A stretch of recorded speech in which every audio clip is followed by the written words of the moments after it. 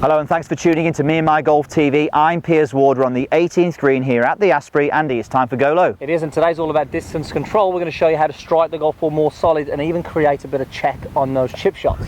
Let's take charge of your game.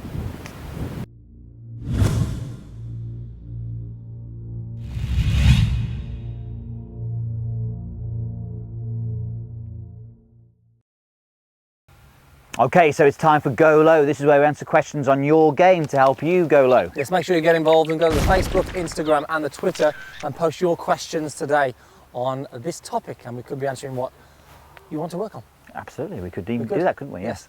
Okay, so we had a lot of questions on judging distance on short game shots. So we've got Jezza Rogers here, we've got Dennis as well, and we've also had questions on getting a bit more backspin as well on chip shots. We hear this People like to a lot. do it, don't they? They like this a lot. So what we thought we'd do is we're going to give you a drill which is going to allow you to get that control, that backspin, maximize that, but also to help you judge the distance better as well.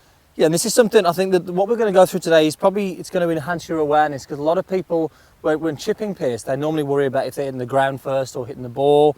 And this is really more aimed at actually where you're striking on the centre, and a lot of people don't know this from the long game, let alone the short game. So it's going to bring the awareness to actually where is your strike pattern on your chip shots, and obviously we want it out the middle to maximise the ability to control the distance, but also the spin. We need to strike it at the centre. So this is definitely going to help you create some awareness. And I think the best way to start this is to actually get some impact tapes. You can get them on the internet now, no problem at all, or some spray that you can put on there, just so, as Andy said, get some awareness and actually diagnose where do you hit the golf ball from. If you don't want to do that, then you can do this, which we've got a drill here, and actually this drill, which is going to give you the awareness, is also going to help you train it as well. So Andy, what have we got? So basically, I mean, this is going to help me as well, by the way. So we've just positioned here, we've got a ball on the tee, really low, just so we can keep it in the same place.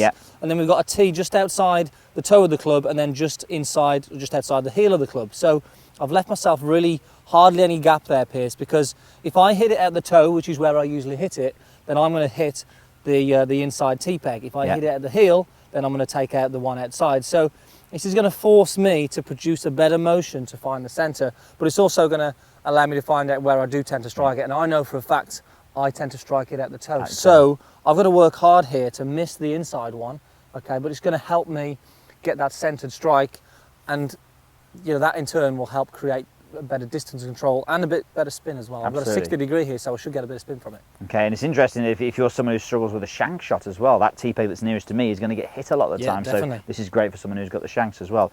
And you know, as Andy said, we are not teeing the golf ball up to make it easier for you. We're teeing it up so that you can have repetition, because if you've got to move the tee pegs around every time you're doing a shot, you're going to get frustrated and you're not going to do it.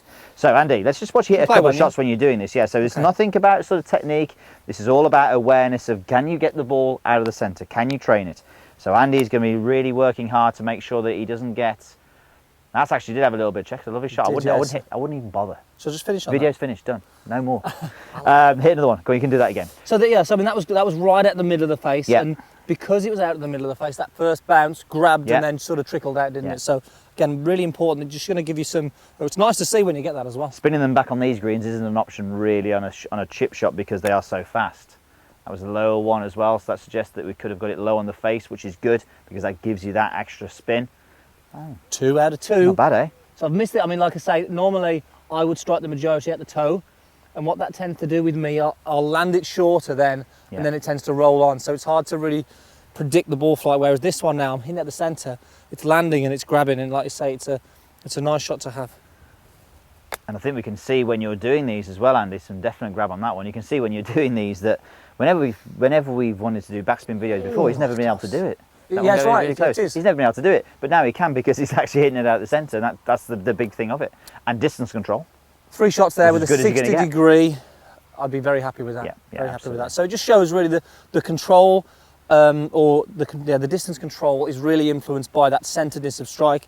Doing a drill like this will massively help, because it'll focus on maybe where your weakness is. It'll identify that, and then you can really work towards just improving it. And sometimes you don't even know what you're doing to improve it, Yeah. It just forces you to do the right movement. Exactly, and it's very much overlooked. And if we said to all of you now, post your comments down below on whether you toe strike it, heel strike it, or centre strike it, you probably wouldn't know unless you knew it was the heel strike and it was a shank. Yeah. But having said that, we have taught so many people who have actually said, oh, I'm hitting the ball out the toe and I'm toe end striking it, and they're actually shanking it out there. Yeah. So get that awareness, put those T-pegs down, and you'll be as good a chipper as Andy. No matter how good you are, do that drill. It is definitely going to Without doubt, without.